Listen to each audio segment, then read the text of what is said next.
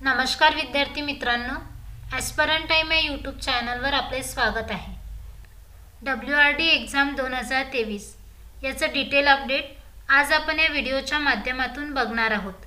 त्याआधी तुम्ही जर चॅनलवर नवीन असाल तर आपल्या चॅनलला सबस्क्राइब करा आणि बेल आयकॉनला क्लिक करा, जेणेकरून नवीन अपडेट तुमच्यापर्यंत पोहोचू शकेल।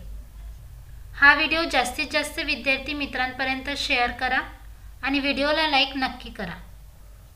बघा विद्यार्थी मित्रांनो, जलसंपदा विभागाची जे फायनल रिस्पॉन्स शीट आहे 14 फेब्रुवारीला त्यांनी आपल्या लॉगिन ID वर उपलब्ध करून दिली होती।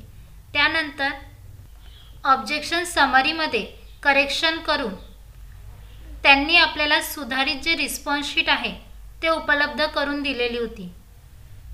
त्यामध्ये बरेच मुलांचे 1-2 मार्क्स जे आहेत ते कमी झाले आणि काही मुलांचे 1-2 मार्क्स हे वाढले आहेत आणि काही जणांच्या रिस्पॉन्स शीटमध्ये ऑब्जेक्शनमध्ये काहीही चेंज झालेला नाही, ते ॲज इट इज होती।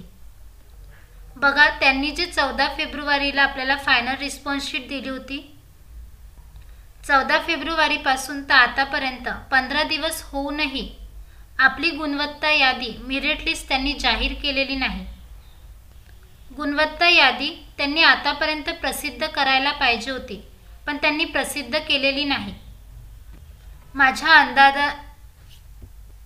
अंदाजानुसार गुणवत्ता यादी या आठवड्यामध्ये येण्याची शक्यता आहे।